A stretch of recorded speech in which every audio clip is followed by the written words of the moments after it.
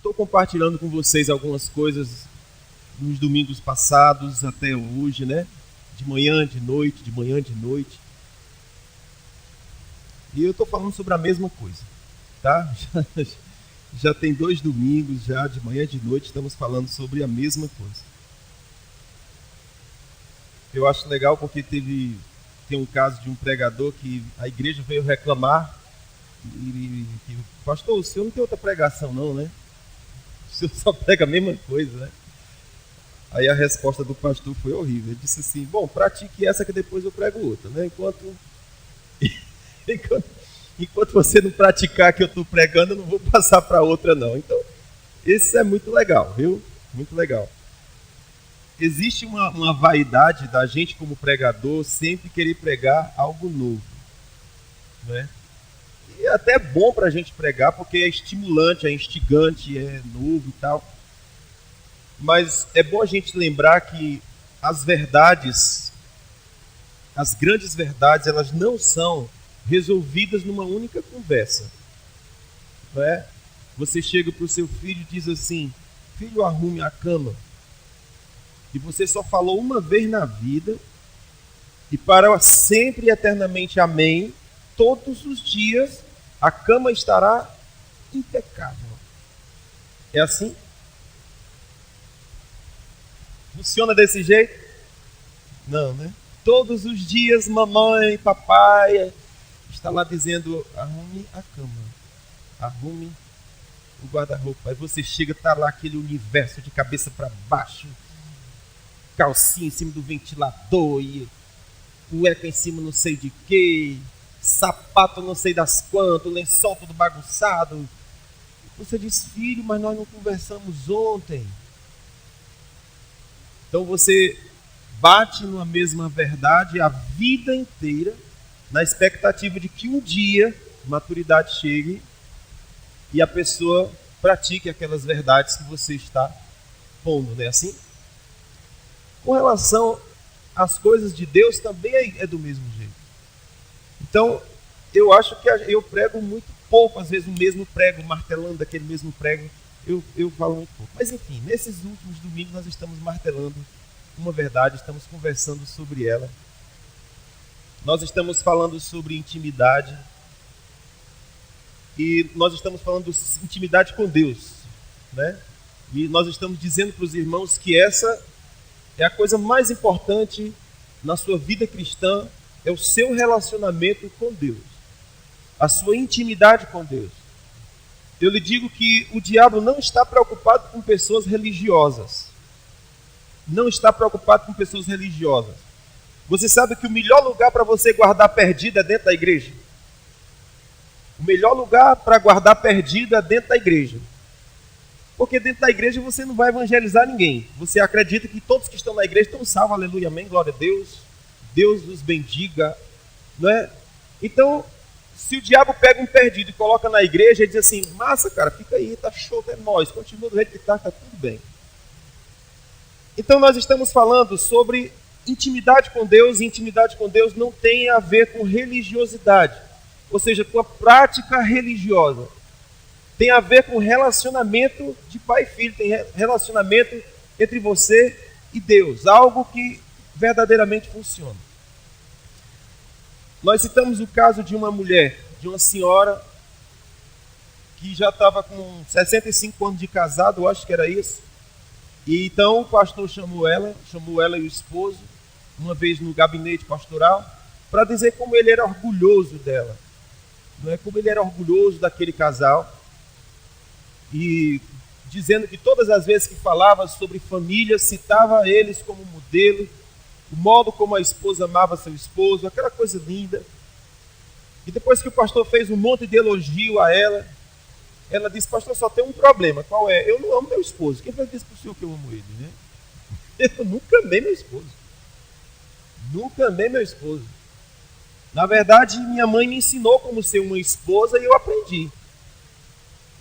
E durante minha vida inteira eu tenho sido a esposa que minha mãe me ensinou a ser, eu tenho sido a mãe que minha mãe ensinou a ser, mas eu não amo meu esposo, não.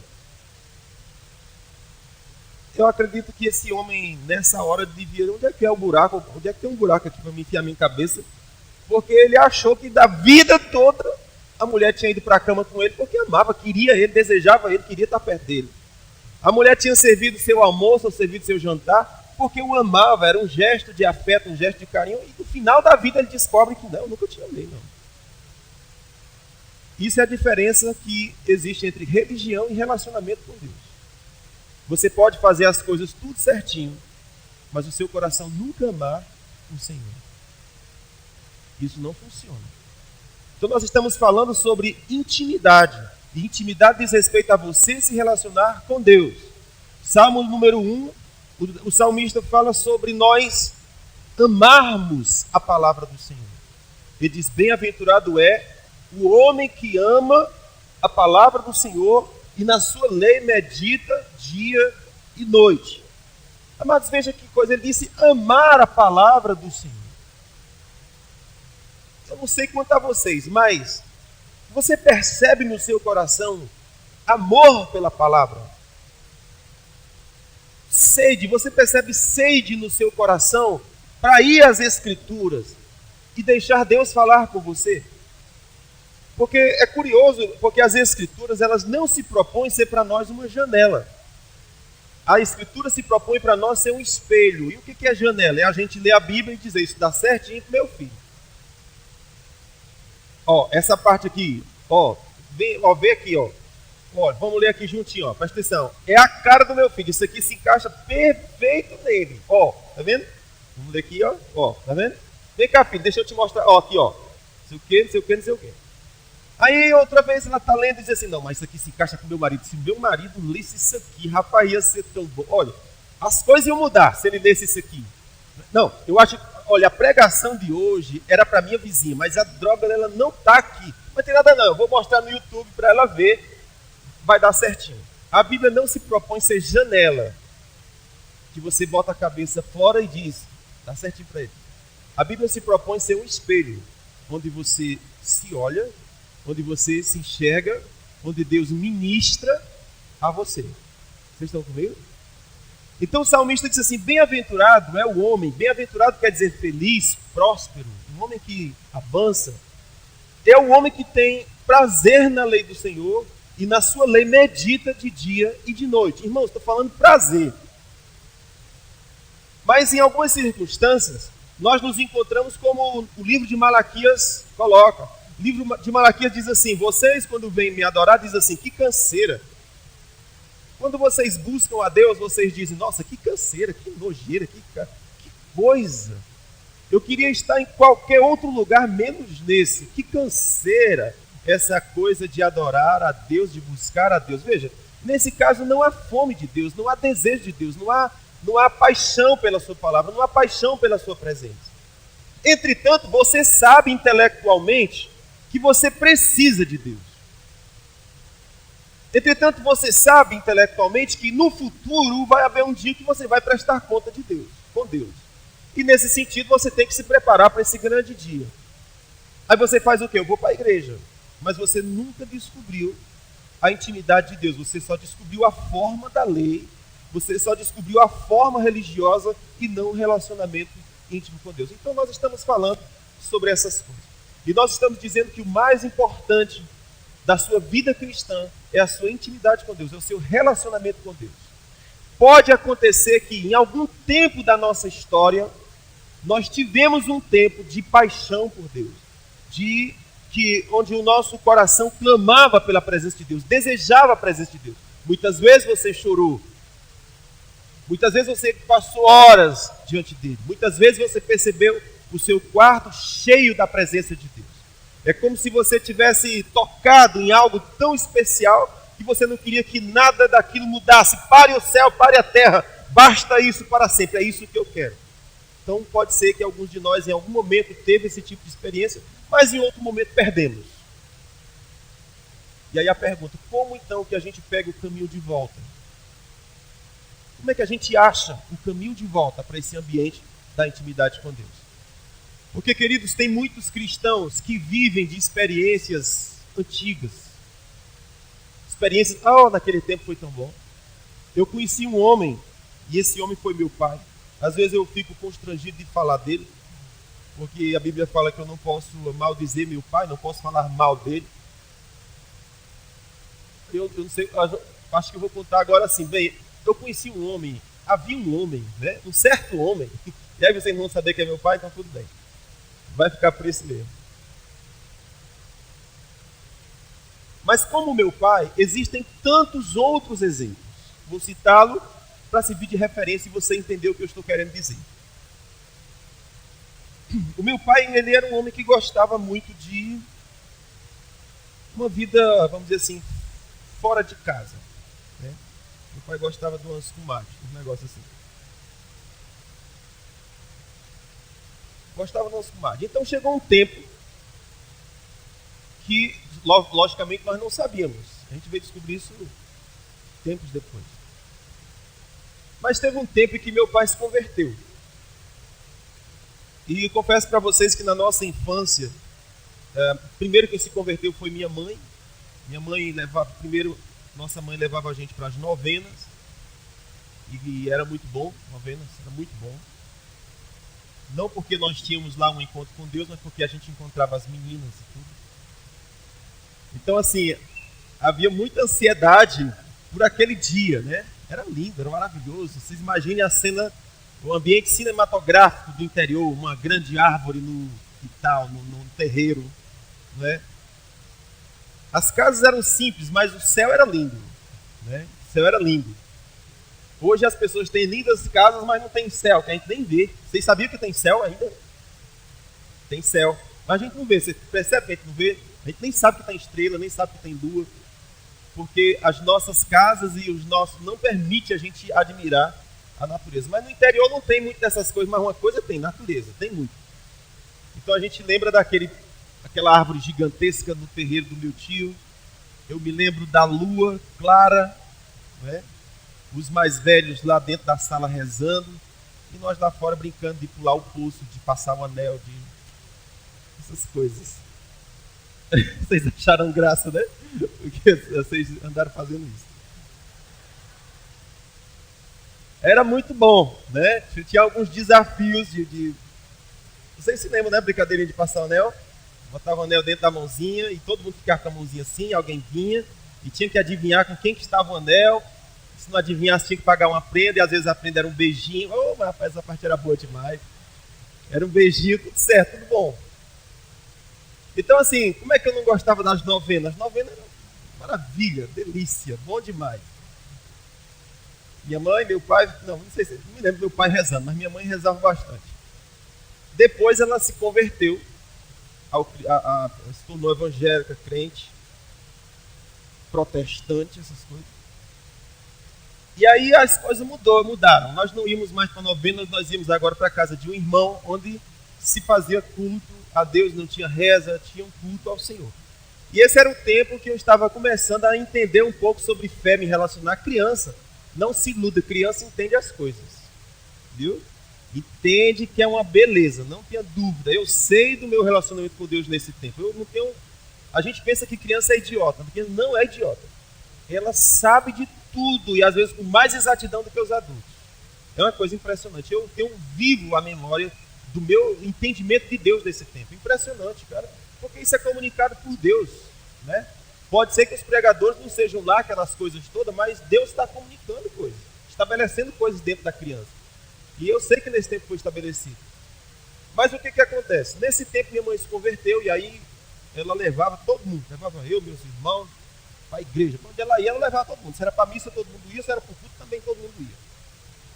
E assim começou o nosso conhecimento de Deus nesse sentido. Tempos depois, nosso pai também se converteu. Agora, o destaque que eu estou querendo trazer é para a figura do meu pai. Meu pai tinha essa vida, então, esquisita, mas quando ele se converteu de verdade. Assim, era uma conversão muito bonita. A mudança na vida dele era nítida. A presença, a manifestação do Espírito Santo na vida dele era algo notório, né? Acontecia milagres por meio dele, mas não me refiro especificamente aos milagres. Eu sei que a gente gosta de milagres, eu sei que a gente gosta de ver o Espírito Santo se mover, curar pessoas e fazer. Eu sei que é isso, mas não é disso que eu estou falando. Apesar dessas coisas acontecerem, era a vida de Deus dentro dele. Aquilo era lindo de se ver, né? Então a gente participou na nossa casa muitas vezes da presença de Deus. A gente tinha uma radiola e a gente que eu digo, eu e meus irmãos, né? Ali está um, aquele grandão bonitão ali, meu irmão. E ele é um dos que vivenciou isso que eu estou falando para vocês, e o outro que está lá em Messejão. Então, a gente botava uma radiolazinha lá com o disco da Cecília de Souza. Não se pode matar um crente, quem é salvo não morre não. Ele sobe à presença de Deus para receber galardão. Aleluia. Música desse tipo, música de crente, né? Música forte. Não se pode matar um crente, quem é salvo não morre não. Ele sobe à presença de Deus é para receber galardão. Negócio de crente morrer, crente sobe para a presença. Ele dorme aqui e acorda lá, né? Consciências lindas. Então, me lembro muitas vezes a gente ouvindo, colocando a radiolazinha lá para ouvir essas músicas e a presença de Deus forte dentro de casa, né? A gente não tinha internet, não tinha YouTube, não tinha Wi-Fi, não tinha nada dessas coisas. Mas a gente tinha um disco de vinil desse tamanho que contava o testemunho das pessoas, né? Depois de muito tempo foi surgir as fitas em cassete, que gravavam 20 músicas, 10 músicas, essas coisas, né? Mas naquele tempo era só o discozão de vinil, parecia aquela uma coisona grossa, grande assim, preta. E ali as pessoas gravavam testemunhos, gravavam pregações, gravavam músicas. Era o contato que a gente tinha com o mundo era aquilo. Mas um disco daquele a gente ouvia milhares de vezes. Até hoje eu sou capaz de cantar as músicas que a gente ouvia quando era criança. Porque você ouvia muito, só tinha aquela. Então, era o top do momento, era um sucesso, tinha que ouvir muito. E era bom, a presença de Deus era muito forte naquele ambiente, né? Ouvindo os testemunhos, ouvindo aquelas músicas, etc e tal. E o meu pai, ele já começou a pregar nos cultos familiares que a gente fazia nos terreiros das pessoas. Milagres aconteciam, Deus dava revelações acerca de vida de pessoas. Eu sei que houve um avivamento que eu nunca vi por meio do meu pai, né? Um avivamento naquele interior por meio da vida dele. Então vocês imaginem um lugar distante de tudo e o Espírito Santo se movendo e fazendo coisas com pessoas que não entendem nada sobre o Espírito Santo, que não entendem nada sobre nada, e o Espírito Santo se movendo e fazendo grandes coisas. Lindo, coisas lindas, natural, simples. Acontece que passou um tempo, meu pai caiu na fé e nunca mais se levantou. Nunca mais se reergueu, nunca mais voltou para esse ambiente da intimidade que eu estou falando. Vocês compreendem? Então a pergunta que eu estou fazendo hoje, ok, em algum momento Deus me tocou, em algum momento eu percebi a presença, em algum momento eu fluí com o Espírito Santo, em algum momento isso foi real para mim, mas algo aconteceu e eu perdi. E agora? Como é que pega o caminho de volta? Essa é a nossa pergunta. Como é que a gente faz para pegar o caminho de volta? Vocês estão comigo? Quando a gente não consegue achar o caminho de volta, do que a gente vai viver? De memórias antigas, de lembranças antigas. Então até meu pai falecer, já velho, ele falava daquele tempo. Como foi bom aquele tempo? Como aconteceu naquele tempo? A Bíbliazinha que ele tinha, que lia na época, morreu com ela. A mesma Bíblia. Vocês compreendem que isso é uma tragédia? Ele rompeu o relacionamento com Deus e nunca mais conseguiu voltar a ser o que ele era e o que ele tinha em Deus. Aquele algo especial que ele tinha com Deus, ele não conseguiu mais restaurar. Então sobrou para ele apenas o quê? As memórias das experiências antigas. Agora deixa eu contar aqui para você que não é essa a proposta de Deus, não é essa a ideia de Deus. Que a gente viva de experiências antigas, mas é que a gente busque e ache um caminho de volta. A gente tem muitos casos na Bíblia e não existe nenhum problema especificamente em nós falharmos em algum momento da história. Porque a gente veio para Deus, mas não significa dizer que durante toda a nossa vida nós nunca iremos falhar. Pode acontecer situações que nós vamos falhar. Agora, onde é que se manifesta a nossa grandeza? É em você achar o caminho de volta. Isso é desafiador. Vocês estão comigo? O desafiador é você achar o caminho de volta. E voltar para aquele ambiente da comunhão, para aquele ambiente da intimidade. Eu me lembro o exemplo de Sansão. Libertador, homem poderoso, tudo certo. Mas Sansão se encantou por Dalila. E aquilo promoveu uma queda em Sansão que quase impossibilitou Sansão de voltar a se levantar novamente. Sansão conheceu Dalila. Na vida cristã você vai ter muitas situações, muitos caminhos que vão ser encruzilhadas. Uma decisão ali muda o curso da vida. E alguns cursos da vida que a gente toma, camarada, para você fazer a curva para voltar onde você estava, vai dar muito trabalho. Vai gerar muita dor. Normalmente as pessoas que caem, elas dizem, se eu soubesse o preço que tinha que pagar, eu não teria caído. Se eu soubesse o preço que tinha que pagar, eu não tinha entrado nessa.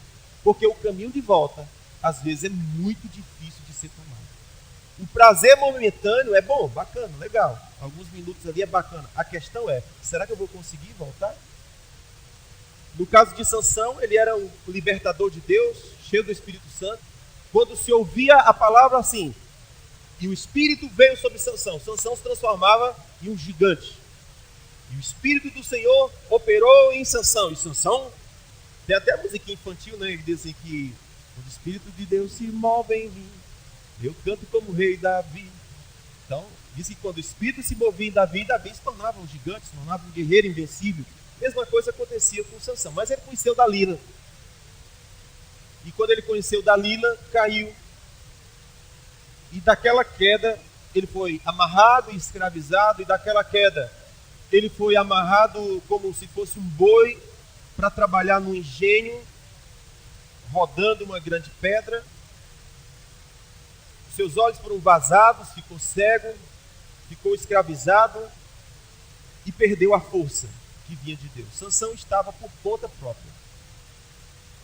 Eu estava dizendo hoje de manhã que essa é o momento mais trágico da vida de um ser humano.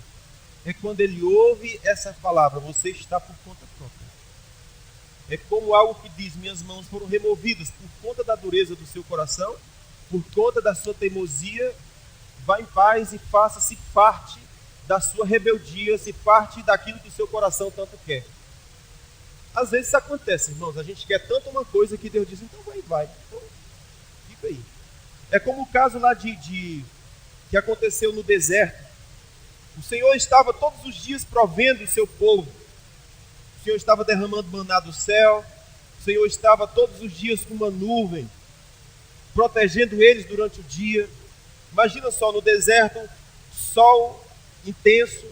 Quando eles acampavam, o Senhor fazia com que uma nuvem viesse sobre ele e os cobria. Isso é legal, não é? Legal. Quando chegava de noite, precisava de nuvem? Não. Mas era deserto, e no deserto tem muito frio. O Senhor disse, pois eu vou preparar aqui uma chaminé. Como é que aquele negócio que a gente tem dentro das casas? Uma lareira, vou providenciar aqui uma lareira para vocês. Uma lareira para 3 milhões de pessoas, tudo bem? Uma lareirazinha. Sim. O Senhor vinha com uma tocha de fogo e aquecia os seus filhos durante a noite. Chegava a hora, o Senhor disse, está na hora de se mover. A nuvem se movia e eles se moviam junto com a nuvem. O Senhor estava cuidando do seu povo tudo certinho. Precisa de água no deserto para 3 milhões de pessoas, sem problema, providenciou água. Mas de repente o povo começou a reclamar, dizendo, eu quero carne. Estou com saudade de carne com cebola. E começou a murmurar e aborrecer a Deus. Você já viu aqueles meninos que ficam, me dá um pirulito, eu quero pirulito. Me dá um pirulito. Você já viu aqueles casos das mães, ou os pais mesmo que dizem assim, eu quero bolacha. Você quer bolacha? Eu quero. Aí compra 3, 4 pacotes, depois toma, tá aqui. Toma, não é? Não sei se isso já aconteceu com vocês. Meninos gulosos e os papais dizem, é carne que você quer? Vai ter que comer. Ela pega toda a panela. Tem alguns que isso é problema, né? Tem alguns que os pais não podem fazer isso, porque termina, ainda lamba os lábios e diz assim, tem mais? Né? Tem filhos que os pais não podem fazer esse tipo de coisa. Lambe uma vez na vida e para sempre e eternamente, amém. Todos os dias a cama estará impecável. O bombom, qualquer coisa, compra um saco. Tá aqui, você vai ter que comer esse saco, não sobra nada. Pois bem, lá no deserto aconteceu mais ou menos assim. O povo disse, eu quero um bife acebolado. Deus disse, é carne que vocês querem? É. Então o Senhor disse, veio uma grande nuvem de cordonizes e disse, vocês vão comer tanta carne que vai sair pelas ventas.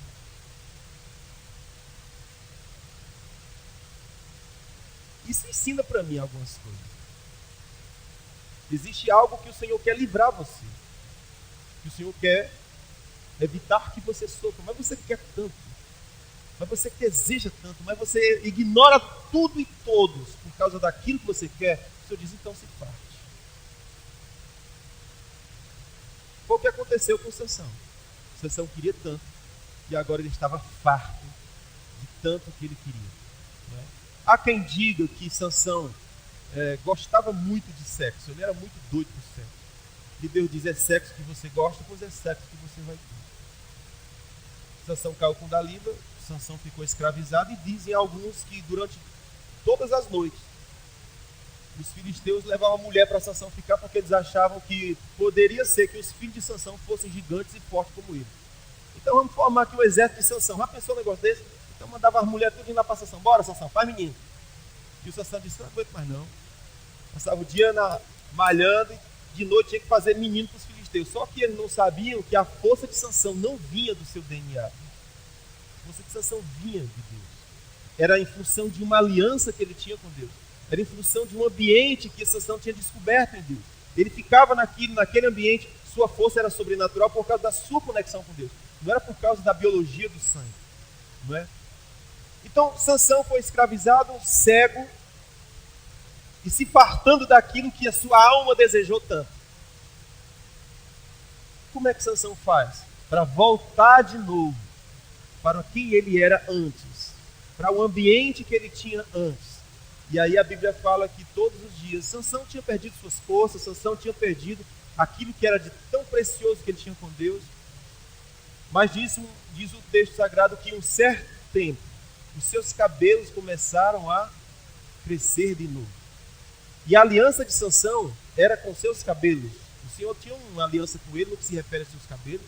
O Senhor disse, seus cabelos nunca passarão navalha. Aquilo era um sinal da aliança que ele tinha com Deus. E diz a história que em um determinado tempo o seu cabelo começa a crescer novamente. E quando Sansão percebe que seu cabelo começa a crescer, ele percebe que ele está sendo retornado de novo para aquele ambiente que ele tinha com Deus. E então Sansão faz uma oração e diz, Deus me use pelo menos última vez. Deixa eu sentir de novo, pelo menos pela última vez, aquilo que eu tinha contigo, aquilo que eu era contigo. Deixa eu sentir pelo menos uma última vez. E o Senhor atendeu a oração de Sansão. Sansão percebeu que suas forças estavam voltando e o inimigo não sabia disso. Porque é algo que se estabelece no interior, percebe? Não é religião. Quem olha para a religião, olha para você e diz, nossa, aquilo ali é um crente. E Deus diz, eu olho dentro, estou vendo dentro. Ninguém estava vendo, Sansão era escravo, ele estava lá rodando e estava dizendo, não, nada aconteceu, Sansão está ferrado, está cego, escravizado, está rodando as coisas, nada mudou. Só que a comunhão, a intimidade de Sansão deve ter se quebrado todos os dias em comunhão com Deus, enquanto rodava aquilo, se lembrando quem ele era, o que ele fazia, como era a sua intimidade, o quanto ele estava quebrado e arrependido pelo que fez, enquanto rodava aquelas coisas, sua visão perdida e ele escravizado. Um homem que era gigante em Deus estava agora escravizado e ele se lembrando de quem ele era e desejando voltar para aquele ambiente de intimidade. Chegou um dia então que os seus cabelos cresceram de novo e a sua aliança com Deus se estabeleceu. O que eu quero dizer é que apesar de nós falharmos, apesar de nós errarmos, Deus traça uma outra rota. Sempre que eu estou andando no carro ligando o GPS, sempre me lembro desse negócio. A gente vai para um endereço e às vezes tem uma entrada minúscula. Dobre à direita 100 metros. Você procura a entrada e não tem entrada. Quando você, vixe, passou, era ali, e agora como é que volta? Não dá.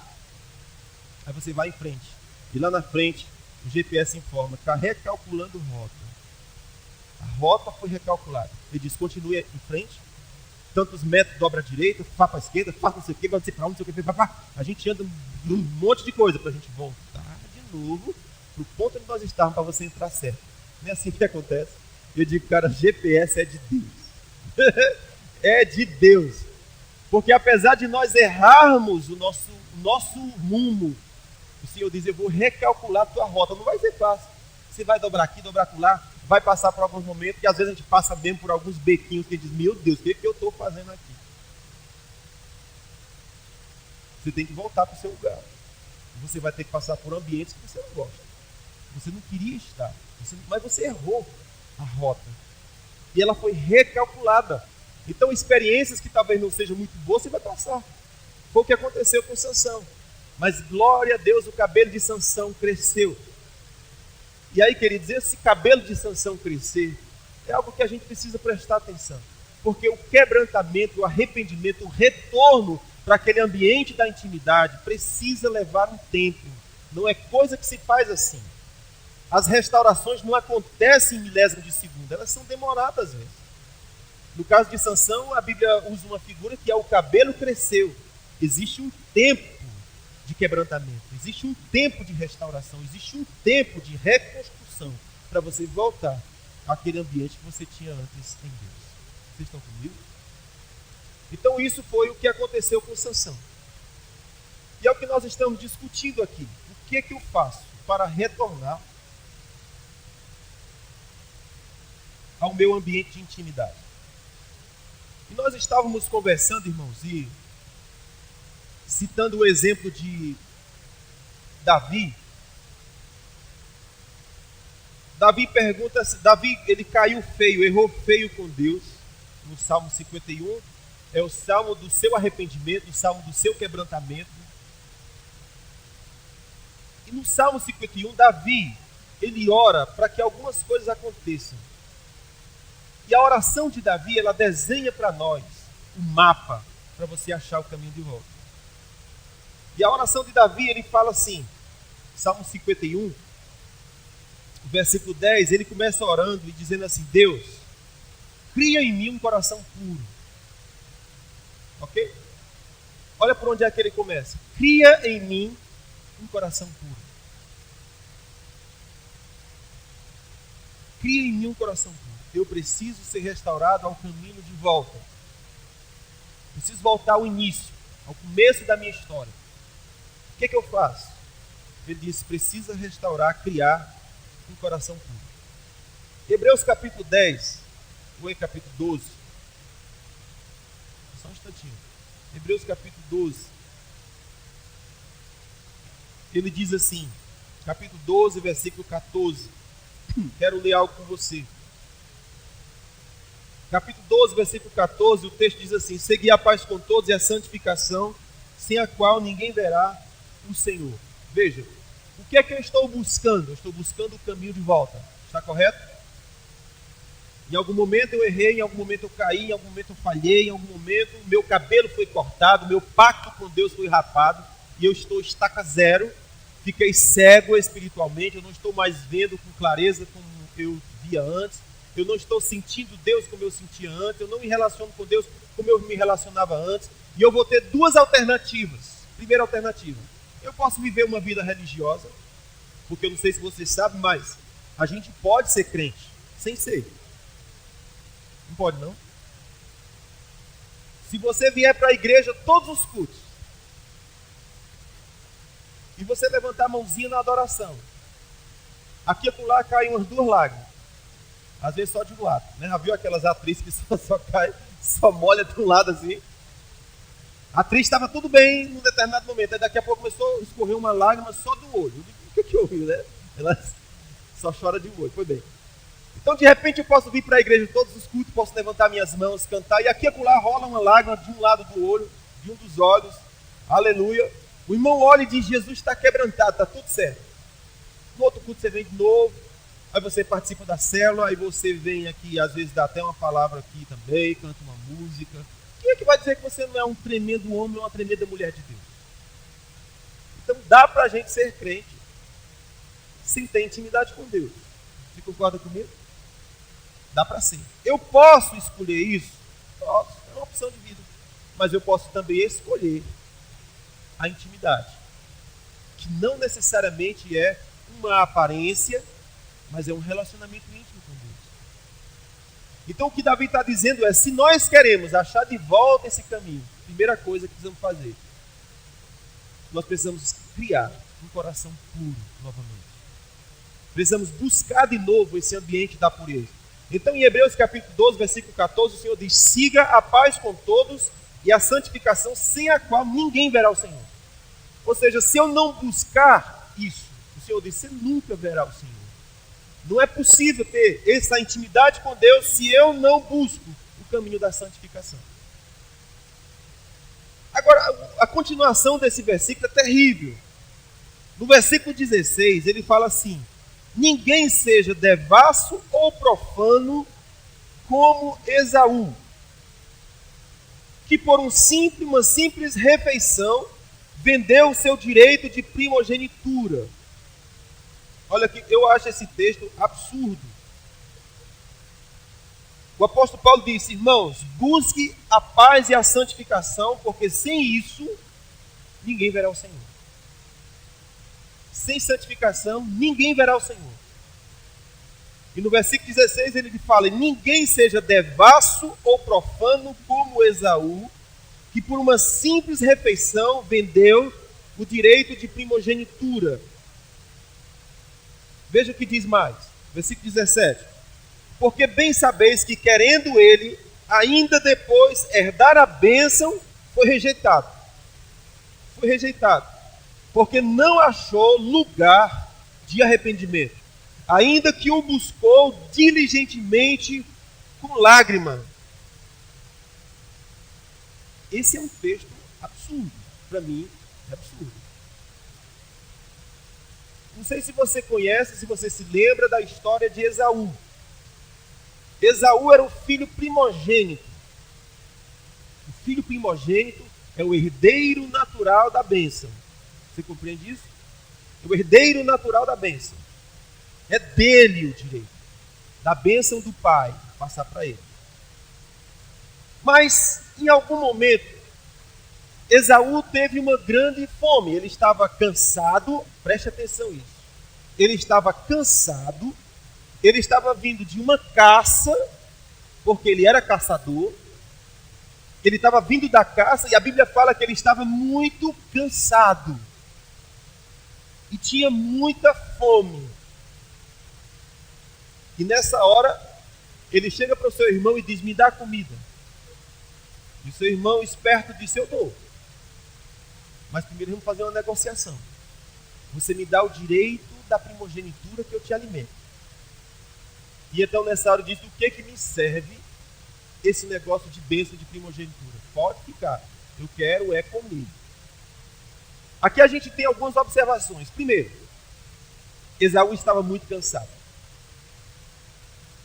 Esaú estava exaurido. Esaú estava fragilizado. Ele era o herdeiro natural da bênção. Ele tinha uma herança de Deus, vamos dizer assim. Mas ele estava muito cansado. Você percebe que, muitas vezes, na sua caminhada cristã, vai chegar tempo em que você quer jogar tudo para cima.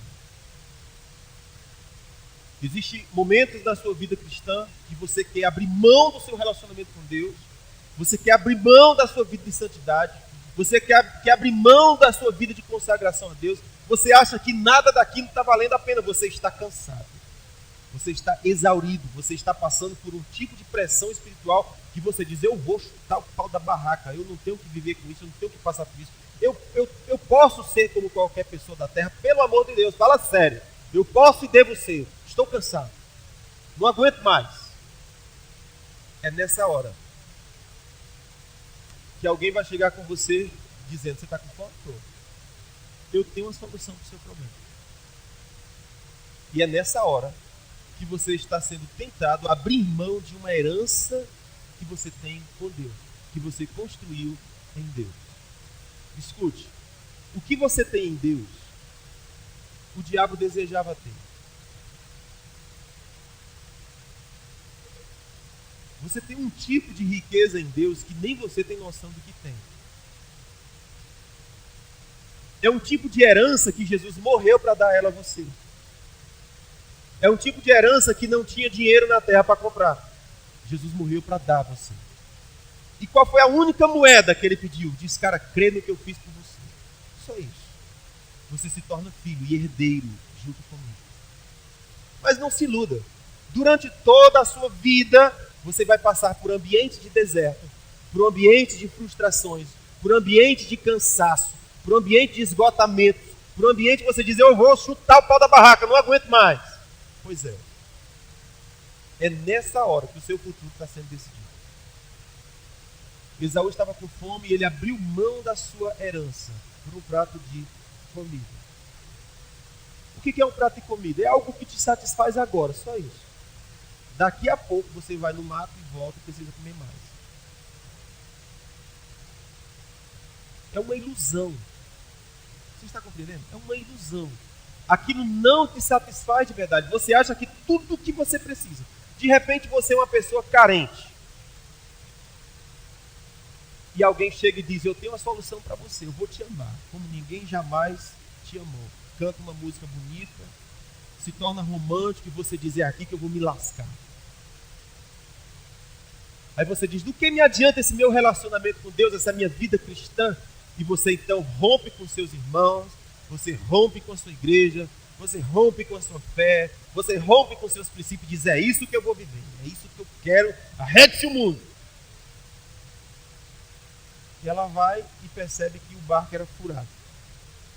E depois ela se arrebenta e afunda. Aí ela diz, como é que eu faço agora para construir meu caminho de volta? Pois é, cara, vai ter que voltar de novo, quebrado. E vai chegar um tempo que o seu cabelo vai crescer, mas vai levar tempo. Não é assim que acontece.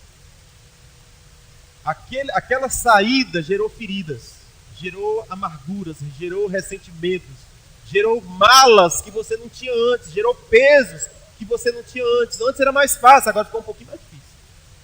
Está tudo perdido? Claro que não. O Senhor desenhou a rota de novo.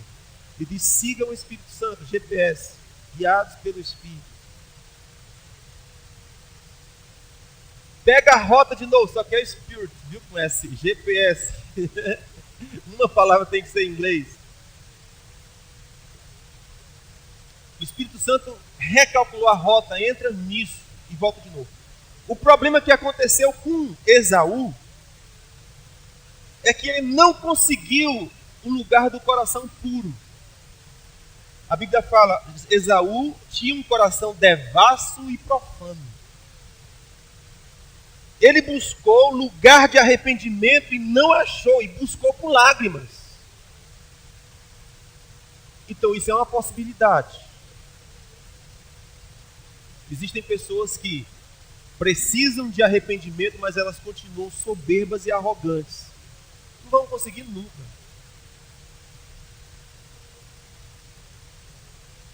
Não vão conseguir nunca. Venham para cá vocês. Já vou terminar. Ok? O nosso quebrantamento precisa ser maior do que o nosso orgulho. Se o nosso arrependimento não for maior do que o nosso orgulho, a gente não acha o caminho de volta. Vocês estão comigo? Então ele disse, cuidado para que não haja em vós coração profano e devasso como o de Esaú, o qual trocou a sua herança por um prato de comida, e depois ele percebeu que pisou na bola feio e disse, eu quero de novo, eu vou de novo. E buscou com lágrimas e não achou lugar de arrependimento. Eu fico vendo essas histórias como, por exemplo, a história do meu pai. Ele buscou lugar de arrependimento. E terminou o final da sua história com a mesma Bíblia que ele pregava, debaixo do poder do Espírito Santo. E nunca mais conseguiu voltar àquele ambiente. E como a história do meu pai, eu consigo ver muitas outras. De pessoas que não conseguiram achar o caminho de volta. Entretanto, o caminho de volta está desenhado para nós. E qual é? Ele disse, Davi orou dizendo, Senhor, restaure em mim um coração puro. Cria em mim um coração puro. Agora, como é que esse coração puro vai ser criado? Se eu não me arrepender, se eu não me quebrar, se eu não reconhecer o meu real estado, se aquilo não for realmente uma fome do meu coração de retornar a esse ambiente de intimidade com Deus. Cria em mim um coração puro. Depois ele diz, renove em mim um espírito firme. O que é o espírito firme? Aquele que sabe o que quer. Aquele que está decidido. A Bíblia fala que a esse homem firme, estável, inabalável, fixo, determinado, ele diz que a esse homem o Senhor conservará ele em paz, porque ele confiou no Senhor. Então, nesse momento de busca, de retorno, você precisará confiar no Senhor. Você precisará subir nas asas dele, como a águia faz com seu filhote. Sobe nas minhas asas e depende de mim. Sobe nas minhas asas e confia em mim. Deixa eu conduzir você nesse retorno. Porque é um caminho que você não entra só. Irmão, o lugar da intimidade é Deus que nos leva. É Deus que nos toma. Você já viu que Adão não entrou no Éden com seus pés. O Éden é um lugar de comunhão, um lugar de intimidade. Deus o pôs lá. Diz o texto que Deus plantou um jardim no Éden e colocou o homem dentro. O lugar da intimidade é um lugar que o Senhor nos atrai. É um lugar que Ele nos conduz para lá. E uma vez lá, Ele disse agora, a tua responsabilidade é proteger, guardar esse ambiente da adoração e da intimidade. Esse é o teu trabalho. Guarda isso que eu te dei. O livro de Apocalipse está cheio dessas advertências. O Senhor diz, guarda a tua coroa. Guarda a tua herança, para que ninguém roube. Vocês estão comigo? Essa função de guardar e de proteger a herança de Deus que Ele me deu é minha. Ele me atraiu para o ambiente da intimidade e disse, é aqui o teu lugar. Mas eu devo guardar e proteger esse ambiente da intimidade, da santidade, do coração puro. Eu devo guardar isso aqui. Eu posso não guardar, eu posso ser que nem Esaú, coração mau e perverso, profano. E trocar a herança de Deus por qualquer coisa. Esaú não conseguiu retornar, mas Davi conseguiu. Davi caiu como Esaú caiu, mas Davi conseguiu. E no Salmo 51 ele diz para a gente como que ele fez o caminho de volta. E ele fez o caminho de volta orando assim, Pai, cria em mim um coração puro. Depois ele orou dizendo, Deus, renova aquele espírito firme que eu tinha contigo. Aquele espírito inabalável, aquele espírito que confia no Senhor. O Senhor conservará em paz aquele cuja mente é firme, porque ele confia no Senhor. Irmão, se nós não confiarmos no sangue de Jesus, no que Jesus fez por nós, nós não vamos conseguir o caminho de volta. Até que ponto nós confiamos no que Jesus fez por nós? Até que ponto nós confiamos no sangue de Jesus? Porque você vai voltar para a sua intimidade, mas você vai se perceber indigno. Você vai se perceber sujo, você vai se perceber e diz, não, isso nunca vai acontecer de novo. Não, eu nunca vou achar de novo esse lugar. Não, perdeu. Não perdeu, não. Se você subir nas asas do Senhor e deixar Ele te guiar, Ele vai te mostrar a visão dEle. Ele vai te dar a mente dEle. Ele vai te dar o coração dEle. A sua percepção muda. E é isso que o texto está dizendo. Aquele que confia no Senhor, esse Ele conserva em paz. Ele é firme. Ele é inabalável. Ele não muda. Ele não é movido pelas suas emoções, ele é movido por uma convicção que foi estabelecida dentro. É assim? Aprisionam em relacionamentos que elas nunca conseguem se livrar. Aqueles relacionamentos são pesos mortos que puxam as pessoas para baixo e elas não conseguem se livrar. Embora sabendo que é o certo a fazer. Mas o Senhor diz, aquele que confia em mim, o coração firme. Ou seja, tomou uma decisão, é isso que vai ser. Vocês compreendem? Firme naquilo. Quando o nosso coração não é firme, a gente não constrói nada. Porque um pequeno vento que sopra, a gente muda de direção. A gente é vulnerável, frágil. Mas o Senhor disse, se você confia em mim, o seu coração é firme. Coração firme, o Senhor conserva em paz. Depois Davi orou dizendo, Senhor, não me expulse da tua presença. Deixa eu achar de novo esse lugar da tua presença. Depois ele fala assim, não retires de mim o teu espírito. Eu preciso disso. Depois ele disse assim, devolva-me a alegria da tua salvação. Irmão, isso são coisas que a gente vai conquistando dia a dia, dia a dia. Ele diz coração puro, meu coração não está puro ainda. Eu ainda me percebo maligno, eu ainda me percebo cheio de malícia, eu ainda me percebo cheio de inveja, eu ainda me percebo cheio de pensamentos pequenos. Eu ainda me percebo nojento, eu mesmo me percebo nojento, me sinto nojento, não está certo ainda. Mas eu estou buscando do Senhor que Ele construa em mim um coração puro, parecido com o dele. Eu estou buscando do Senhor aquele espírito inabalável. Uma decisão que eu tomei está tomada. Um pacto que eu firmei está firmado. Não vou voltar atrás. Deus é Deus de pacto, irmão. Ele lança a sua palavra, ele fica firme nela.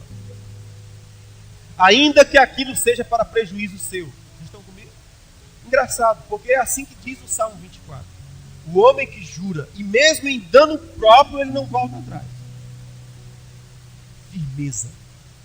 Firmeza. Isso é caráter de Deus. Firmeza. Deus é firme no que Ele fala, no que Ele diz, no que Ele acerta. Não volta atrás. Então eu estou orando, buscando o lugar da presença, a restauração da comunhão com o Espírito Santo. E eu estou buscando a alegria da salvação que um dia eu provei, mas eu perdi. Não está certo crente viver sem a alegria da salvação. Irmão, o céu faz festa quando um pecador se arrepende. Como é que eu sei que o céu está em festa? Transferiu para o seu coração. A festa que acontece no céu, ela é transferida para o coração. Por isso que quando uma pessoa se arrepende, a Bíblia fala a grande festa no céu. Como é que eu sei? Olha para o teu coração. Você percebe que o sanfoneiro não dorme. Né? O candeeiro pode até se apagar. O sanfoneiro pode até cochilar, mas a sanfona espiritualmente continua tocando e o forró continua. O candeeiro apagado, o sanfoneiro cochilando, a energia acabou e a sanfona não para. O que é aquilo? Deus está fazendo a festa. Apesar de o candeeiro estar apagado. Apesar do sanfoneiro ter dormido. Mas o Senhor continua fazendo a festa. Quando um pecador se arrepende, o Senhor diz, tem uma grande festa. E essa festa se transfere para o meu coração. Aquilo que o céu está festejando, o meu coração também participa daquilo. Então Davi disse, eu sei que é assim. Eu já vivi isso. E perdi. E eu quero de volta. Eu quero viver de volta o ambiente da festa. Irmãos, foi isso que aconteceu com o filho pródigo. Foi um cara que se perdeu. E foi para longe. Foi viver errado.